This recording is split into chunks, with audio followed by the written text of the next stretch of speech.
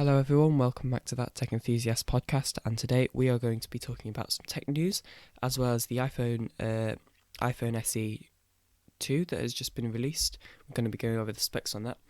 And as part of the tech news, we'll also be discussing an iPhone bug or a bug in iOS.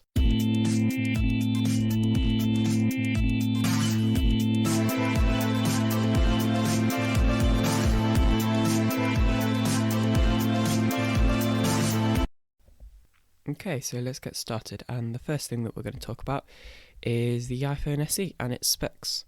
So, obviously, I think it was like the day before, or well, maybe not the day before the launch, but near the launch, they ended up changing the name. So originally it was going to be called the iPhone 9, and I've discussed it before, all the leaked specs, back when it was called the iPhone 9, but now it's called the iPhone SE. So yeah, and here are the actual specs for it. So from what I can tell, it comes in 3 colours, black, white, and then a red colour.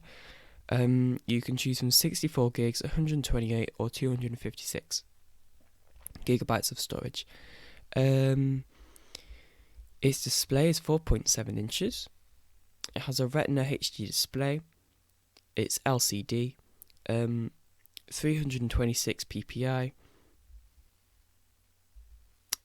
Fingerprint resistance coating. I don't know how to say that. Okay, I can't say that. But yeah, it's got an A13 or A13 Bionic chip, 3rd generation neural engine. That's something to do with phone chips that I don't understand. Rated IPS 67, maximum depth of 1 meter up to 30 minutes. So that's pretty good. Like, I never really trust those anyway. I don't take my phone underwater. I mean, mine doesn't have an IPS rating, but even if it did, I don't think I would take it underwater, just because, I don't know, I just wouldn't trust it. It's got a 12, so now onto camera, 12 megapixel wide camera, digital zoom up to 5 times,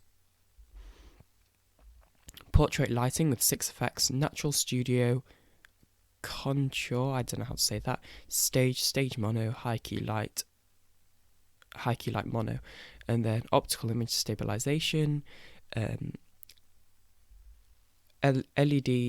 It's got a flashlight, which is kind of just normal at this stage. 4K video recording at 24 FPS, 30 FPS or 60 FPS. I don't know why it says it can do it at different. I guess maybe it just depends on what you're recording or something. I don't know. 1080p HD video recording at 30 or 60 frames a second. 720p at 30 frames, which is kind of surprising. I would have thought at 720p you would have been able to get it to a higher frame rate. But apparently not, because 4K it says you can record at 60, so why not 720p at 60? Slow-mo and all that sort of stuff, time-lapse, that's all there. With the front camera, or as I like to call it, the selfie camera, it's a 7 megapixel camera. It's got a bunch of those effects again, with portrait lighting with 6 effects, which I've already gone over. 1080p HD 1080p HD video recording at 30 frames a second.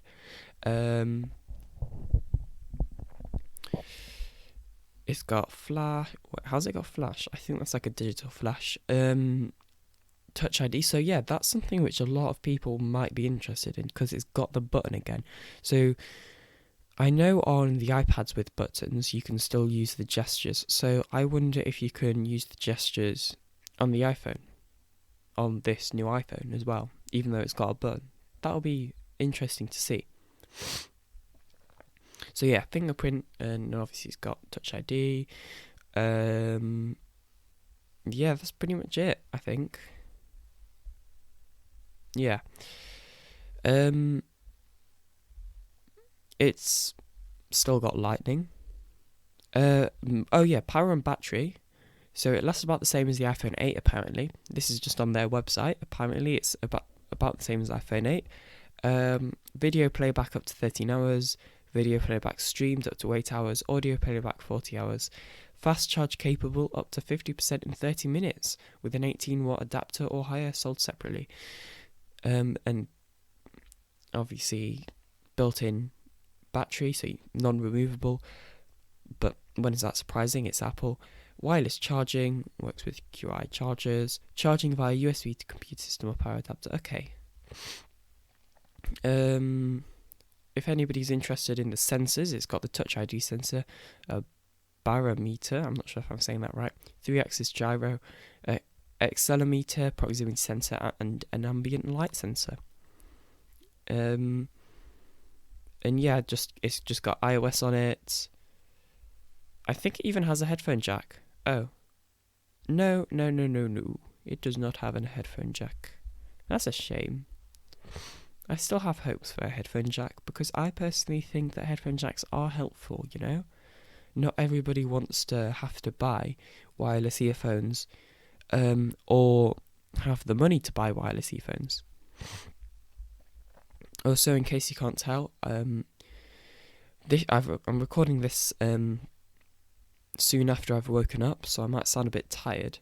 And also, I have got really bad hay fever at the moment, so I don't think I sound as best as I normally do. My voice just sounds a bit croaky, I think. So yeah, that's really it. It comes with earphones with the lightning adapter thingy, but yeah, it looks like an alright phone if you're like an iPhone user that wants something cheaper, not always flagship level. I mean, I saw a photo comparison, and it looked like a photo comparison of the iPhone SE versus the iPhone 11 Pro, or I can't remember if it was a Pro model or not, but it looked really good. They looked very similar, and I could not tell the difference between them. And so yeah, the camera must definitely be decent, which is interesting. And with regarding the price, actually, it's $279 if you have a trade-in, which some people might, obviously, and then $419 if you don't have a trade-in. And as far as I know, you can even trade in some Android phones as well. Well, I know you can with Samsung. You can trade in iPhones, so I'm assuming you can. Hang on, choose your model. No, what? Okay, apparently you can only trade in iPhones, or you can do other models. Oh, okay, right. So if you want to do something that is like a really old iPhone, or or an Android, you have to choose other models, and then they will just go to recycling, which I'm assuming the other models will have anyway. But then depending on your capacity, oh no, it only does 16 gigs. That's strange. I thought they did Android, but apparently not. So yeah, you can't trade in you can't trade in Android phones for an iPhone, which is really surprising actually. I'm assuming they just go with trading it in, they either recycle them or refurbish them. Maybe depending on which model it is. Like, let's say, I know this would be really stupid, but let's say you're trading in your iPhone 11 for this new iPhone SE. I would refurbish that if I were Apple, because like there are still a lot of people that are going to want it, and obviously I doubt a lot of people are going to trade in, I guess, but it also gives people a chance to get a cheaper option for a still decent phone, if you know what I mean. But anyway, so you may have heard in the intro, there's been 2 of these before that I know of, but there's another one, and the headline is iPhone text bomb can crash iOS 13 with just a string of letters. And yeah, this has happened before. So basically what happens is if you receive a message with these letters in, with these symbols, and I think there's also an emoji included in there, It's a character from another language, and then the Italian flag emoji can cause anything running iOS 13 to break, including iPhones, iPads, Macs, and Apple Watches.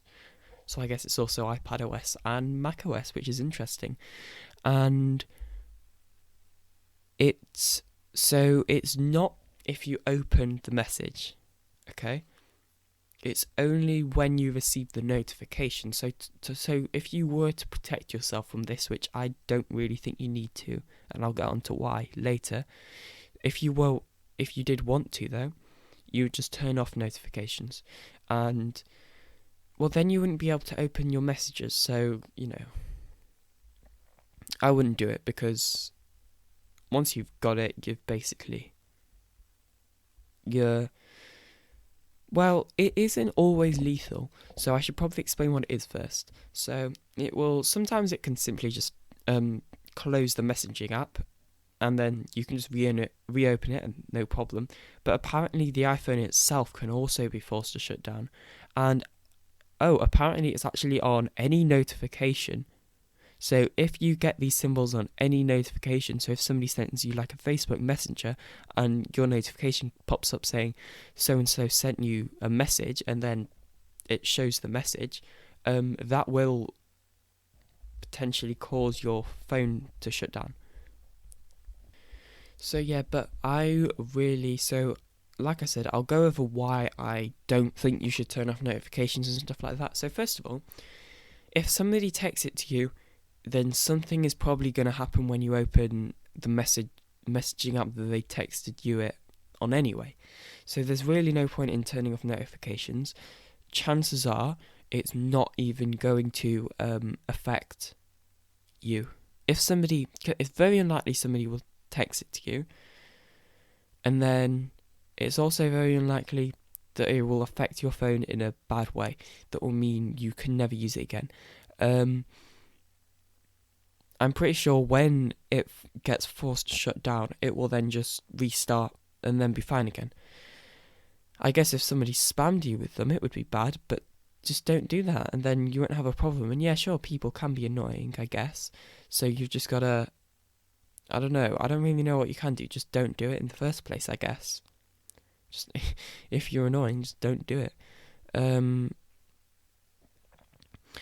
Yeah, so just the best thing to do is probably, I know this is kind of like a bit hypocritical because I'm kind of telling you.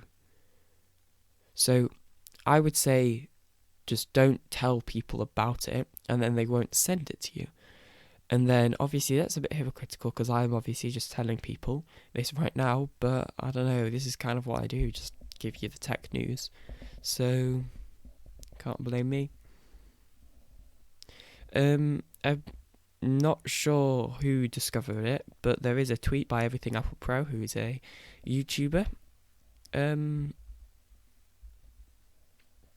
yeah, as far as I can tell, I don't think the bug is actually that bad. There's been one that's happened in 2015 and then another one in 2018. Both of those, well, all three of them, with different characters causing the bug. And I'm pretty sure if you're on an older iOS version, it won't have the it won't make this bug. I just find it interesting how I never hear about this on Android. Like, why? Because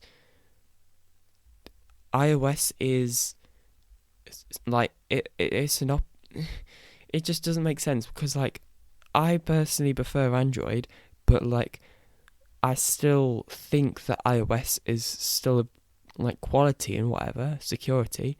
I still think iOS is good. I don't really understand how these bugs happen.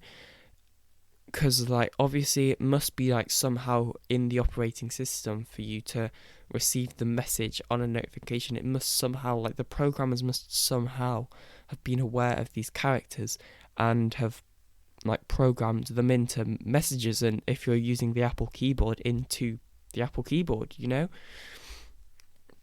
like I don't know too much about programming, but especially a mobile operating system, but surely they must have been aware that these characters kind of existed and like put them into like the Apple keyboard and whatever. So I wonder if you send it to yourself or even just type it in, it causes the bug.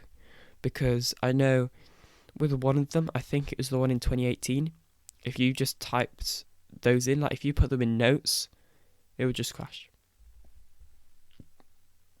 And then you wouldn't be able to open the notes. It was really interesting. And yeah, I find these sort of bugs interesting. This just highlights, I guess, in some ways how in some areas of technology we are so secure and like the security is really good. Like I know Apple, like privacy and stuff, they were really highlighting how good the privacy is on iOS and all that sort of thing. I remember that when they were doing that, and I think that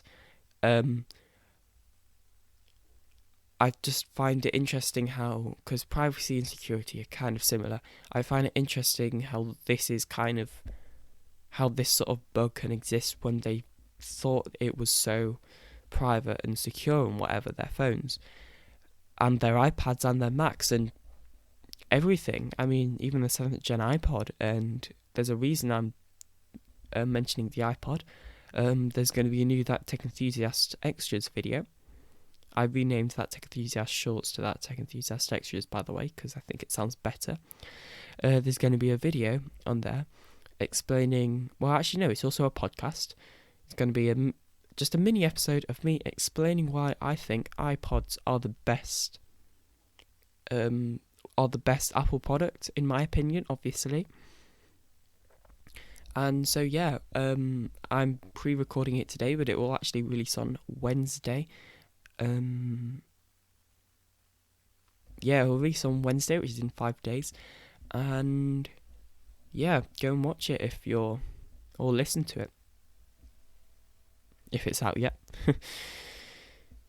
But yeah, this iPhone thing, it's just interesting, and I don't really understand how and why these errors are caused. But yeah, it is what it is.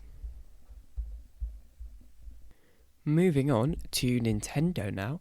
Nintendo are addressing a major security breach and are encouraging fans to take new security steps because there have been reported incidents of unauthorized access to user accounts, that referring obviously to Nintendo IDs or Nintendo Network IDs. What are they called? Yeah, Nintendo Network ID, or just Nintendo account.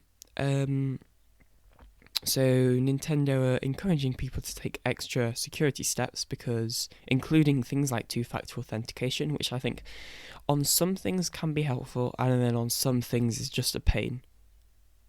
I like Fortnite's approach to it, where if you turn on 2FA, you will actually get a dance in game. I kind of like that approach, and it'd be cool if other games did that as well, because I think it would, well, not necessarily a dance, but just some sort of cosmetic or something in the game, because I think that would encourage people, to be honest.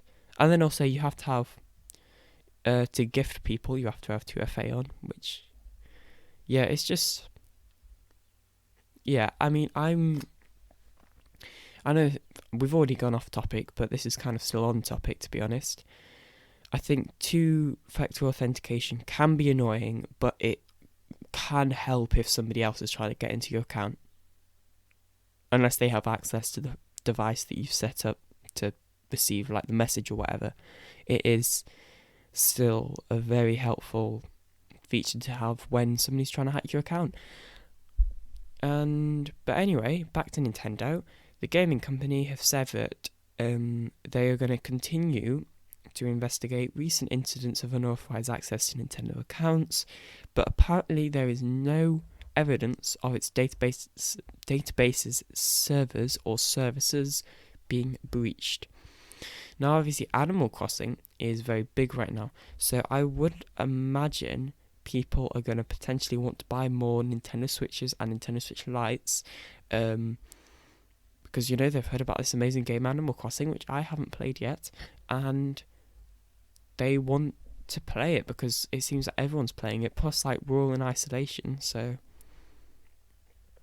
like sales were going to go up anyway, but now they're going to go up even more because of this good game.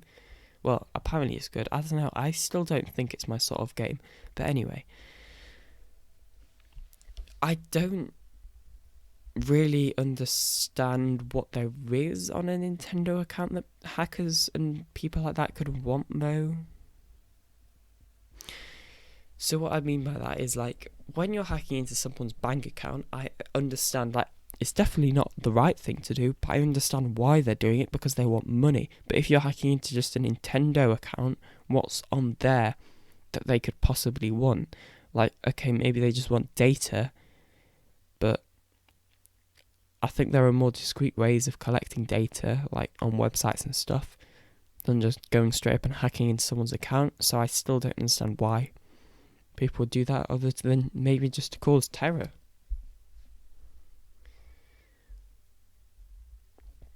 But yeah, they want people to activate two-step verification, which is kind of understandable. But yeah, they've said, okay, as part of their statement, they've said during the investigation, in order to deter further attempts of unauthorized sign-ins, we will not reveal more information about the methods employed to gain unauthorized access. So could that, and I know this is kind of a bit of a speculation, but could that mean that there is a method which you could very easily repeat yourself, just the average person at home, and let's hope you're at home because we're all in lockdown right now, so you should be, unless you're going on your daily walk. Could there just be an easy, like a super easy way to get into someone's account? You know, like those old cheat codes where it's like up, down, up, down, whatever. I can't remember it, but you know, like that sort of thing. Imagine if it was that easy to get into people's accounts. And I doubt it is something like that, but there is still a chance that it's not necessarily something like that, but just something that is still fairly easy to do, if you know what I mean. But I don't know. I'm not a cybersecurity expert. I'm a tech enthusiast. But yeah, that's really all I've got to say on that topic, I think. Just, yeah, make sure you've got, if you have a Nintendo account, I do because I have a Switch, then just make sure two-factor authentication is on, although I forgot my password. But yeah, I'll try and enable that at some point. But yeah. Anyway, I think that's all we're going to go over today, because I need to go and now record That Tech Enthusiast That Tech Enthusiast Extras video, or episode, podcast thing. So I'm going to go and do that. Like and subscribe. Follow me on Instagram if you want to. And thank you for people that are watching it and listening to this. Recently on YouTube, I've been getting more views. I'm pretty sure we hit 60 listens on podcast platforms. So things like Spotify, iTunes, well, not iTunes anymore, Apple Podcasts, but you know, you get what I mean. So I guess that's kind of a big achievement. Well, maybe not a big achievement, but for me it is. Definitely an achievement. And yeah, thank you for enjoying my podcast. If well, hopefully you enjoy it. Thank you for listening anyway. And any support you could do really does help. Obviously I don't get money for this, but it just makes me feel happy, and everybody could wants to feel happy in these times. So yeah, I don't know, that's a terrible advertisement. Oh well.